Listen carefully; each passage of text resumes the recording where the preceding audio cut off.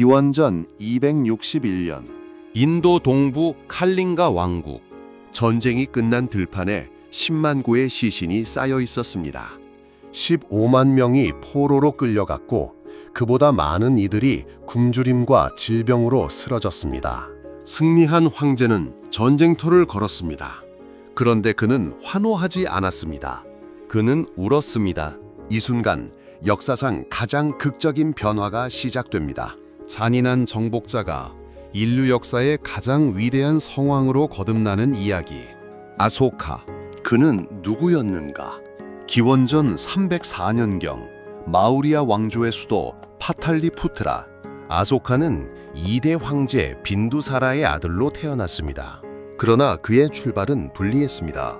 그는 서자였습니다. 어머니는 후궁이었고 왕의 총애를 받는 정실 왕후의 아들들이 따로 있었습니다. 궁정에서 아소카는 늘 비주류였습니다. 하지만 아소카에겐 두 가지가 있었습니다. 탁월한 군사적 재능, 그리고 지독한 야심. 20대 초반, 그는 탁시아 신라의 반란을 진압하며 군 지휘관으로서 두각을 나타냅니다. 이후 아반티 지역의 총독으로 파견되며 실질적인 권력 기반을 다집니다. 그리고 기원전 272년 아버지 빈두사라가 병으로 쓰러지자 아소카는 기다리지 않았습니다. 그는 왕위를 둘러싼 형제들과의 피비린내 나는 다툼에서 승리합니다. 불교 문헌은 그가 무려 99명의 형제를 죽이고 왕위에 올랐다고 기록합니다. 물론 이것은 과장된 표현일 가능성이 높습니다. 그러나 분명한 것은 아소카의 등극은 결코 평화롭지 않았다는 사실입니다. 기원전 268년 아소카는 마우리아 왕조의 3대 황제로 즉위합니다. 즉위 초반의 아소카는 냉혹한 통치자였습니다. 불교 문헌은 그를 찬다 아소카, 즉 잔인한 아소카라 부릅니다. 왕궁 한켠에는 비밀 고문소가 있었다고 전해집니다. 겉으로는 화원처럼 꾸며져 있었지만 안에서는 죄인들이 처형되었습니다. 사람들은 이곳을 아소카의 지옥이라 불렀습니다. 대외적으로 그는 영토 확장에 매진했습니다.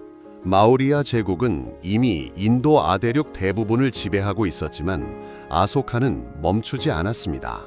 그리고 마지막 남은 독립왕국이 있었습니다.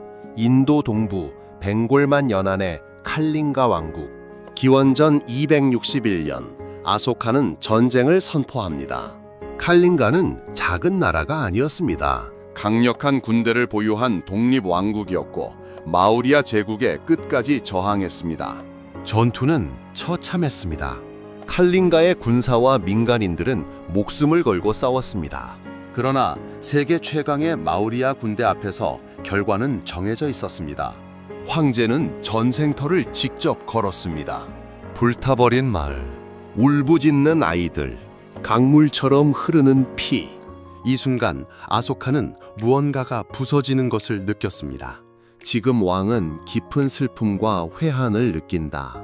그라만과 수행자들이 죽었고 다른 종교를 따르는 이들도 죽었으며 헌신적인 제가 신자들도 죽었다.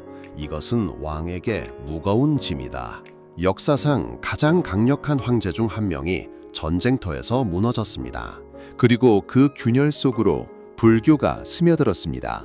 칼린가가 정복된 후 15만 명이 추방되었고 10만 명이 죽었으며 그보다 훨씬 많은 이들이 죽었다. 이 말은 후대의 기록이 아닙니다. 아소카 자신이 돌에 직접 새긴 고백입니다. 칼링가 전쟁 직후 아소카는 불교 승려를 찾아갑니다.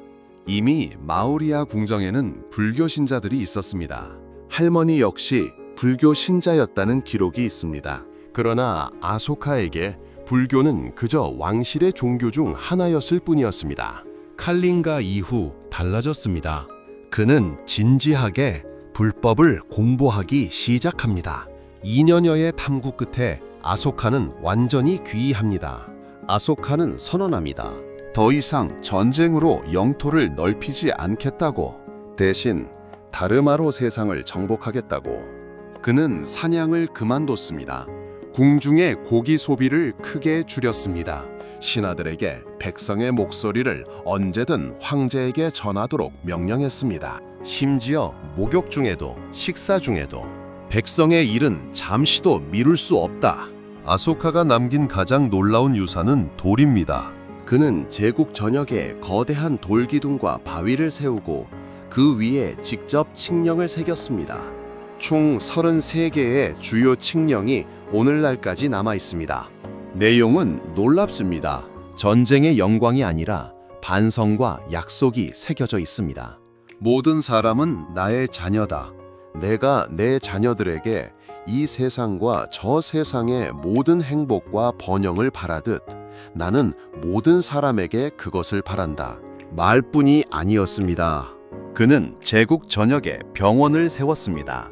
사람만이 아니라 동물을 위한 병원도, 도로를 닦고 그늘을 위한 나무를 심고 우물을 팠습니다. 여행자들을 위한 휴게소를 곳곳에 설치했습니다. 동물 보호령을 반포했습니다. 특정 동물을 도축을 금지하고 계절에 따라 사냥도 제한했습니다. 이것은 세계 역사상 최초 수준의 동물 보호 법령이었습니다. 종교적 관용도 선포했습니다. 다른 종교를 비방하지 말라. 모든 종교에는 배울 것이 있다. 아소카의 가장 큰 유산은 어쩌면 불교의 세계화일 것입니다. 그는 사절단을 구성해 제국 밖으로 파견했습니다. 스리랑카, 미얀마, 태국, 그리스, 이집트, 마케도니아까지. 아들 마힌다는 스리랑카로 건너가 불교를 전파했습니다. 오늘날 스리랑카 불교의 뿌리가 바로 이 시기에 심어진 것입니다. 딸 상가미타는 보리수나무의 가지를 스리랑카로 가져갔습니다. 그 나무의 후손이 지금도 스리랑카 아누라다푸라에 살아 있습니다. 2300년의 나무입니다. 그는 또한 불교 경전을 정리하는 제3차 불전 결집을 후원했습니다. 흩어져 있던 부처님의 가르침이 체계적으로 편찬된 것도 이 시기입니다. 아소카의 치세는 단순한 제국의 전성기가 아니었습니다. 그것은 인류 문명상의 한 전환점이었습니다. 아소카의 말년은 순탄하지 않았습니다. 그는 불교 사원과 승려들을 위해 막대한 국가 재정을 쏟아부었습니다. 신하들은 우려했고 황실 내부에서 갈등이 불거졌습니다. 손자 삼파디는 조부의 지나친 불교 편향에 반발했다고 전해집니다. 기원전 232년 아소카는 세상을 떠납니다. 제위 37년 그가 떠난 뒤 마우리아 왕조는 급격히 흔들렸습니다. 아소카의 복지 정착은 막대한 재정을 소모했고 군사력은 약화되었습니다.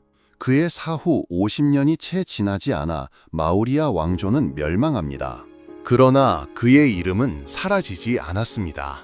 오늘날 인도 국기 한가운데에는 파란 바퀴가 있습니다. 아소카 차크, 아소카의 바퀴, 아소카 석주에 새겨진 법륜에서 가져온 것입니다. 인도는 독립 이후 아소카의 상징을 국가의 얼굴로 선택했습니다. 정복의 황제가 아니라 법과 자비의 황제를. 아소카는 묻습니다. 권력을 가진 자가 자비로울 수 있는가? 정복자가 반성할 수 있는가? 가장 강한 자가 스스로를 바꿀 수 있는가? 그는 적어도 한 번은 그렇다고 답했습니다. 전쟁터의 폐허 위에서 혼자. 그것이 완전한 성몽이었는지는 알 수 없습니다. 왕조는 무너졌고 제국은 사라졌습니다. 그러나 돌에 새긴 그의 말은 남았습니다. 2300년이 지난 지금도 모든 사람은 나의 자녀다. 아소카 대왕, 기원전 304년, 기원전 232년.